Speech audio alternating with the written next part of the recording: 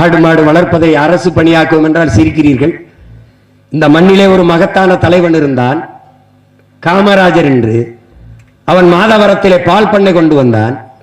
அங்கு வேலை பார்த்த எல்லாரும் அரசு வேலை தானே பார்த்தீர்கள். அப்போது ஆடு மாடு வளர்த்தா அது என்ன பால் விற்கிறதுன்னு நாங்கள் வரமாட்டோம் என்று டாஸ்மார்க்கில் சாராயம் ஊத்தி கொடுக்கிற, சரக்கு ஊத்தி கொடுக்கிற வேலையை அரசு வேலை என்று பார்க்கிற நீங்கள், உலகத்திற்கு உணவு கொடுக்கிற, பால் கொடுக்கிற, கறி கொடுக்கிற எங்களை வளர்ப்பது அவமானம் என்று நினைக்கிறீர்கள். எவ்வளவு பெரிய கொடுமை! ஆடு மாடுகள் எங்களுக்கு வைத்தியம் செய்கிற மருத்துவர், விலங்கியல் மருத்துவர் அரசு மருத்துவராக இருக்கலாம். ஆனால் ஆடு மாடு மேய்க்கிற எங்கள் மேய்ப்பர்கள் அரசு பணியாளர்களாக, அரசு ஊழியர்களாக இருக்கக்கூடாது என்றால் எப்படிப்பட்ட மனநிலை உங்களுடையது? எப்படிப்பட்ட மனநிலை? பொறியியல் படிக்க வேண்டும் என்கிற, படித்துவிட்டு தமிழ்நாட்டு சட்டசபையிலே படித்தது இருக்கிறது 400 பேர் வாயில் காவலர் வேலைக்கு விண்ணப்பித்திருக்கிறார்கள் என்று, வாட்ச்மேன் வேலைக்கு. சந்தேகம் இருந்தால் செய்தி பதிவில் இருக்குது, போட்டு பாருங்கள். பல லட்சக்கணக்கானவர் வேலை இன்று வீதியில் திரிகிறார்கள். தகுதி தேர்வு எழுதிவிட்டு தேர்ச்சி பெற்று 14,000 ஆசிரியர்கள் பணி நியமனத்திற்கு காத்துக் கொண்டிருக்கிறார்கள். பகுதி நேர ஆசிரியர்கள் பணி நிரந்தரத்திற்கு காத்துக் கொண்டிருக்கிறார்கள். சாப்ட்வேர் இண்டஸ்ட்ரியின் பிதாமகன் பில் கேட்ஸ் 2,20,000 ஏக்கர்ல வேளாண்மை செய்கிறான் அமெரிக்காவில். ஏன்? அவனுக்கு தெரியும் சாப்ட்வேரில் வேலை செய்தாலும் சாப்பிட்டு போய் தான் வேலை செய்ய முடியும் என்று. எதற்காக இத்தனை லட்சம் ஏக்கரில் விவசாயம் செய்தீர்கள் பில் கேட்ஸ்? அங்குதான் நிரந்தர பொருளாதாரம் இருக்கிறது, அங்குதான் எல்லோருக்கும் வேலை கொடுக்க முடியும் என்கிறார். இந்த மண்ணிலே இருந்த நம்ம அன்பிற்குரிய நடிகர் அண்ணன் நெப்போலியன் 500 ஏக்கர்ல வெறும் புல் வளர்க்கிறான். புல், இந்த மாட்டுக்கும் போன்ற தீவனத்திற்கு புல் வளர்க்கிறார். அதிலேயே பல லட்சம் ரூபாய்களை பொருளாதாரமாக ஈட்டுகிறார். எங்கு பொருளாதாரம் இருக்கின்ற தெரியாத பைத்தியக்கார இடத்தில், அறிவற்றவர்கிட்ட நாட்டை கொடுத்து விட்டு சாராயத்தை கொடுத்து செத்து போகிறார். காவலன் அடிச்சு செத்தால் 5 லட்சம், கள்ளச்சாராயம் குடிச்சு செத்தால் 10 லட்சம். நாட்டை எப்படி வழிநடத்தி செல்கிறார்கள் என்று அறிவார்ந்த மக்கள் நீங்களாவது சிந்தியுங்கள். மேய்ச்சல் காட்டை எங்கள்கிட்ட கொடுங்கள். இல்லை என்றால், ஓட்டுரிமை இருந்தால்தான் மதிப்பீர்கள் என்றால் எங்களுக்கு ஓட்டுரிமை கொடுங்கள். இதுதான் ஆடும் மாடுகளும் நமக்கு வைக்கிற கோரிக்கை. உங்களால் நல்ல தலைவர்களை தேர்வு செய்ய முடியவில்லை, எங்களுக்கு ஓட்டுரிமை கொடுங்கள். அப்ப நாங்களாவது நல்ல தலைவர்களை தேர்வு செய்கிறோம் என்பதுதான் ஆடு மாடுகளும் இந்த மாநாட்டில் முன்வைக்கிற கோரிக்கை. அறிவார்ந்த தமிழ் சமூக மக்கள், ஆடு மாடுகளும் அற்ப உயிர்கள் என்று கருதி விடாதீர்கள். கேடில் வெளிச்செல்வம் கல்வி ஒருவருக்கு மாடல்ல மற்றவை என்று வள்ளுவ பெருமகனார் பாடியது. எங்களுடைய தந்தை, எங்களுடைய பெரிய தகப்பன் நம்மாழ்வார். ஏன் எங்களுக்கு அவன் பெரிய தகப்பன்? என் தந்தை, என் அப்பன் என்னை பெற்றான், என்னை காத்தான். என் பெரிய தகப்பன் நம்மாழ்வார் இந்த மண்ணை பெற்றான், மண்ணை காத்தான். அதனால் அவன் எங்களுக்கு பெரிய தகப்பன். இயற்கை வேளாண் பேரறிஞன். தமிழ்நாட்டிலே அந்த தகப்பனை ஒவ்வொரு இடத்திலும் கொண்டு போய் சேர்த்துக் கொண்டிருக்கிற பிள்ளைகள் நாங்கள். அவன் சொல்லுகிறான், வள்ளுவ பெருமகன், நம் மூதாதை, கல்விதான் மானுடனுக்கு செல்வம். கல்விதான், கல்வி ஒருவருக்கு, கேடில் விழிச்செல்வம் கல்வி ஒருவருக்கு. முடிச்சிட்டான், அதான்டா செல்வம். ஆனால் மாடும் செல்வம். அதனால வீட்டுக்கு வர்ற பெண்ணை செல்வ மகள் என்பதால் மாட்டு பெண் என்று அழைக்கிறது காரணம். மாடு என்றாலே செல்வம் என்று பொருள். மாடு என்ற சொல்லுக்கு செல்வம் என்று பொருள். மாடு மாடல்ல, செல்வம். நம் வாழ்க்கையோடு, நம் வாழ்வியலோடு, நம் கலாச்சாரம் பண்பாட்டோடு இணைந்து இருக்கிற ஈடு இணையற்ற உயிர்கள் தான் இந்த ஆடு மாடு என்பதை எண்ணரும் தம்பி தம்பிகள், இளைய தலைமுறை, தமிழ் பிள்ளைகள் மறந்துவிடக்கூடாது. எதற்காக இவ்வளவு நேரம் பேசிக் கொண்டிருக்கிறோம்?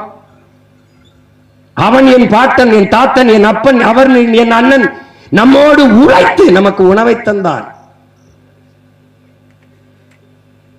நம் நெல்லுக்கும் செடிக்கும் எல்லாத்துக்கும் உரத்தை தந்தான். நம் தாய் நமக்கு ஓரிரு ஆண்டுகள் பால் ஊட்டினால் இன்று வரை நம்முடைய பசு மாதா, பசு தாய், கோ மாதா நமக்கு பால் ஊட்டி கொண்டிருக்கிறார். அந்த தாய்க்கு நாம் செய்ய வேண்டிய கடமைக்காகத்தான், அவளுக்காக, அவளுடைய மேய்ச்சலுக்காக நிலம் வேண்டும் என்று நாம் போராடி கொண்டிருக்கிறோம். இனிமேலாவது யாராவது திட்டும் போது எருமையே என்று திட்டாமல் இருங்கள். திட்டுவதற்கு நிறைய பெயர்கள் இருக்கிறது, நாட்டை ஆண்ட தலைவர்கள் பெயர்கள் எல்லாம் இருக்கிறது. அவர்கள் பேரை வைத்து திட்டி விடுங்கள். உங்களுக்கு கருப்பா இருந்தால் பிடிப்பதில்லை, பனையே பிடிப்பதில்லை. பனையிலிருந்து பால் வந்தால் ஐயோ அது பாலிடால் போல பதறுகிறீர்கள். டாஸ்மார்க் விற்கிற சரக்கு கோயில் தீர்த்தம் போல விழுந்து குடிக்கிறீர்கள். உங்களை என்ன சொல்வதென்று தெரியவில்லை. இந்த மாடுகள் நீரை குடித்து விட்டு புல்லை தின்னு விட்டு பாலை கறக்கிறது. பனை நீரை குடித்து விட்டு பாலை கறக்கிறது. இது பசும்பால், அது பணம்பால். That's all your honour. அவ்வளவுதான். கல் மது என்றால் அரசின் டாஸ்மார்க் கடையிலே விற்கிற சாராயத்திற்கு பெயர் என்ன? அதான் கேள்வி. அதற்கு பெயர் என்ன? அதற்கு பெயர் என்ன? இவர்கள் நம்மளோடு தர்க்கத்திலே வாதிட்டு வெல்ல வரமாட்டார்கள், மோத வரமாட்டார்கள். வாதத்தில் தோற்பவன் அவதூறை கையில் எடுப்பான் என்பார்கள். இவர்கள் அவதூறை கையில் எடுப்பார்கள். இப்போது இவர்கள் பேசுகிற பேச்சென்ன? இதெல்லாம் தேவையா? ஆடு மாடுகளுக்கெல்லாம் மாநாடு தேவையா? நாம் பிஜேபி வந்துவிடக் கூடாது என்று மோதி கொண்டிருக்கும் போது, சண்டை போட்டுக் கொண்டிருக்கும் போது ஆடு மாடுகள் மாநாடு தேவையா? யாரு சண்டை போடுறா? திமுக. எதுக்கு? பிஜேபி உள்ள வரக்கூடாதுங்கிறதுக்கு. இந்த இடி ரைடு வரும்போது ஓடி போனது யாரு? நம்மளா பிஜேபி இவங்களா? இடி ரைடு வந்தபோது எதிர்த்து போராடி நிறுத்தினீர்களா, இல்ல நேர போய் பார்த்து கெஞ்சி கொஞ்சி நிறுத்தினீர்களா? ரைடு வந்தாரு தெரியுது, வந்தாங்க தெரியுது. அமலாக்கத்துறை சோதனை வந்தது, இடி ரைடு வந்தது. என்ன ஆனது? ஏன் அப்படி சத்தமெல்லாம் நின்றுச்சு? இடையில் நடந்தது என்ன? எல்லாரும் கேட்டுப்பாரு. இன்னும் இவர்கள் நம்ப சொல்லுகிறார்கள் நாங்கள் பிஜேபியை வரவிடாமல் எதிர்க்கிறோம் என்று. எங்கே இருக்கிறது பிஜேபி? எங்கே இருக்கிறது? திமுகவோடு பல கட்சிகள் கூட்டணி வைத்திருக்கிற போது அதிமுகவோட அது ஒரு கட்சியா ஓரத்தில் நிக்குது. அது வந்துரும். இது ஒரு கண்ணுக்கு தெரியாத எதிரி அடிக்க ஊரை திரட்டி ஓடின கதையா இவங்க இதே பூச்சாண்டியை காட்டிக்கொண்டே இருக்கிறார். ஆடு மாடுகளை பற்றி கவலைப்படாத நீங்கள் ஆவின் பால் வைப்பது எதனால்? ஆவின் பால் வைக்கிற அரசிடத்திலே நாங்கள் எழுப்புகிற கேள்வி ஆ எங்க? ஆ என்றால் பசு, கோ என்றாலும் பசு. உங்களுக்கு தெரியுமா என் உடன் பிறந்தார்களே? உங்களுக்கு தெரியுமா? தமிழ்நாட்டில் பால் பொட்டணத்தில் எடுத்து பாருங்கள், முழுக்க ஆங்கிலத்திலும் தங்கிலீஷிலும் இருக்கிறது. முதலில் மாட்டு மடுவை போட்டு பால் பொட்டலம் இருந்தது. இப்போது ஐயா கருணாநிதி அவர்கள் படமும் ஐயா ஸ்டாலின் படமும் இருக்கிறது. பால் அப்ப எங்கிருந்து வருகிறது? உங்களுக்கு எங்கிருந்து வருகிறது? அதை நாம் திட்டிய பிறகு எடுத்தார்கள். மாடு வளர்ப்பது அவமானம் என்று கருதுகிற நீங்கள் எதற்காக பாலை குடிக்கிறீர்கள்? எதற்காக பாலை குடிக்கிறீர்கள்? பால் இல்லாது கறி இல்லாது விருந்தேது? விருந்தேது? உங்களுக்கு கொண்டாட்டம் ஏது? பண்டிகை ஏது? பொங்கல் என்றால் 1 கோடி ஆடு வித்தது, 2 கோடி ஆடு வித்தது, 3 கோடிக்கு வியாபாரம். அதையெல்லாம் வெட்கமில்லாமல் சொல்கிறீர்களே. அங்குதானே வேளாண் குடிமகனின் பொருளாதாரம், அங்குதானே அவனுடைய வாழ்வாதாரம், அங்குதானே சிற்றூர்களின் பொருளாதார வளர்ச்சி, கிராமப்புற பொருளாதாரம். சிற்றூர்களின் கிராமப்புறங்களின் பொருளாதாரத்தை வளர்த்தெடுக்காமல் ஒரு நாட்டின் பொருளாதாரத்தை சமவிகிதத்தில் எப்படி உங்களால் வளர்த்தெடுக்க முடியும்? எப்படி முடியும்? வேளாண்மை செய்வது இழிவு, ஆடு மாடு வளர்த்தல் இழிவு, நாட்டுக்கோழி வளர்த்தல், பட்டுப்பூச்சி வளர்த்தல், நெசவு செய்தல் எல்லாம் இழிவு, மீன் பிடித்தல் இழிவு, ஆடு மாடு வளர்த்தல் அது குலத்தொழில், பனை ஏறுதல் அது குலத்தொழில், மீன் பிடித்தல் அது குலத்தொழில், நெசவு செய்தல் அது குலத்தொழில் என்று சொல்கிற அவனை பார்த்து நான் கேட்கிறேன், உன் குலத்தொழில் எது? உட்கார்ந்து திண்டு சாகிறதாடா இயக்கிய பயலே, உன் குலத்தொழில் எது?